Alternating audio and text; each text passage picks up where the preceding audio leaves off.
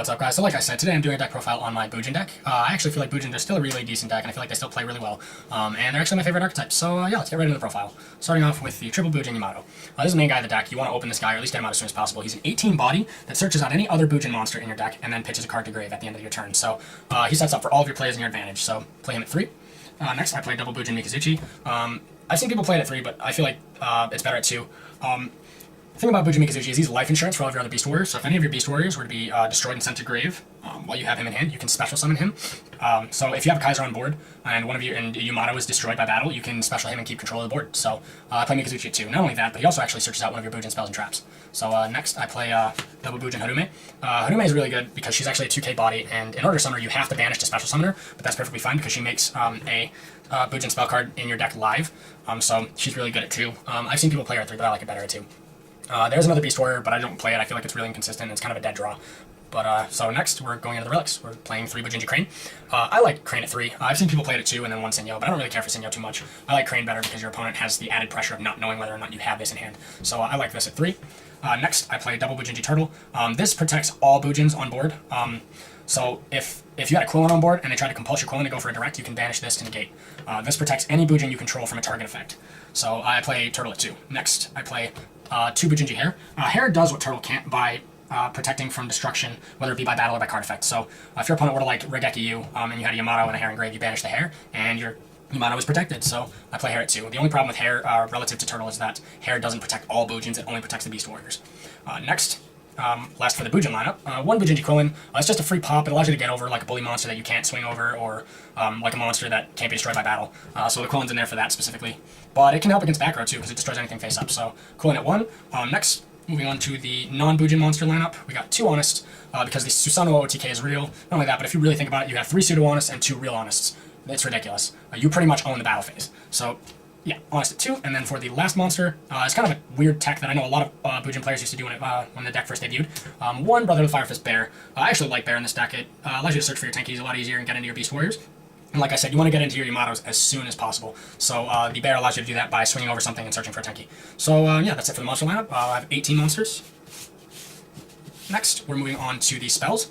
Starting with triple tanky. Obviously, again, you want to get to your Yamatos and your Mikazuchis as soon as possible, so the Fire Formation tanky is really good.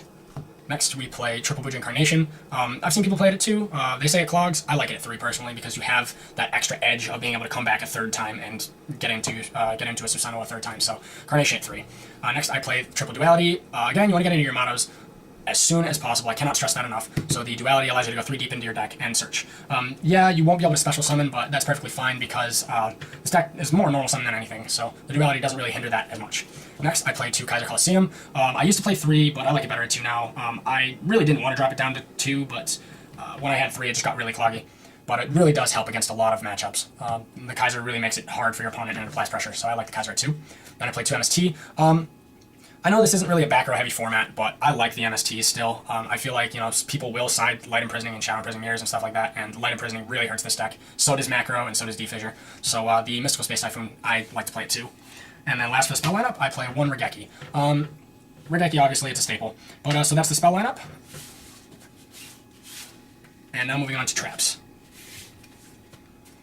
Starting with Triple Fiendish Chain. This is a control variant. Even though the control variant had vanities and vanities got limited to 1, you can still play a control variant as long as you have stuff to replace the cards that get hit. So over the 3 vanities, I just put 3 Fiendish Chains. Basically, this is really good when you have Kaiser and a completely protected Yamato with a Crane in hand. Because then it's like your opponent is really stuck and you lock out one of your opponent's monsters and you can swing over it for 36. So the Fiendish Chain is really good. Next, I play 2 D-Prison. I know a lot of people are actually really skeptical of D-Prison right now. They feel like Mirror Force is really good because of the overextending that people did when D-Prison was popular. And yeah, Mirror Force punishes that, but at the same time, you don't want to let your opponent get their graveyard effects off, and the D-Prisons really protect that. But at the same time, with the Kaisers, your opponent won't be able to overextend as much. So I try not to let them with the Kaisers and then use the D-Prisons to make sure their graveyard effects don't go off. And the last for the trap lineup, we got 3. We got Bottomless, Compulse, and Solemn. So this is the trap lineup. I feel like these 3 are staples in pretty much any deck nowadays. I got the 2 D-Prisons and the Fiendish Chains, and this is the trap lineup. It's 8 traps. Okay, and now we're moving on to the extra deck, which is, in my opinion, one of the best parts of the deck. We're starting off with triple Susanoo. This is the main Bujin Exceed. You detach material from him, and you can search a Bujin and add it from your deck to your hand or your graveyard. So you can literally set up with all of your advantage with this guy. Not only that, he can attack everything on board. So if you have an Honest and your opponent has a full board, you can just swing, and go for game. So Susanoo, in my opinion, is at 3. I've seen people play it at 2, but I feel like 3 is better. Next, I play 1 Kagutsuchi. I go into this actually somewhat relevantly.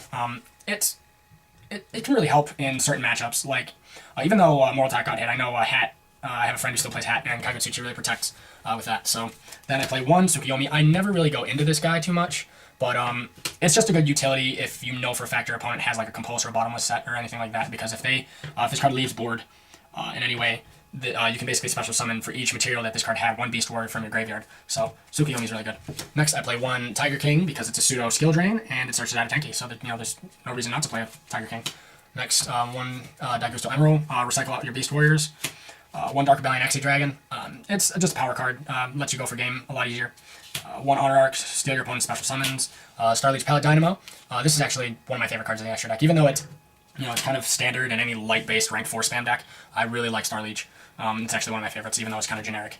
Next, 1 Constellar Omega for safe pushes. So if you know your opponent has like a Mirror Force or Deep Prison, use Constellar Omega.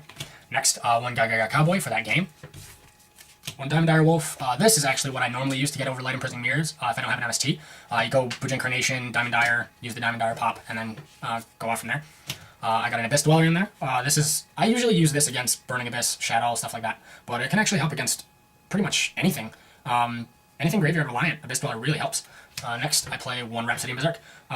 If I use this, I normally try and make sure I have a Susanoo on board, so I can equip this to the Susanoo after I detach materials and banish, because then my Susanoo is at 36 and can swing at everything, so, it just adds for more power.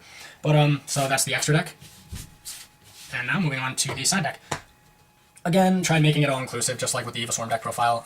You really want to make sure that like all of your side deck can handle most matchups, including meta and rogues. So I'll start off with the 2 DD Crow.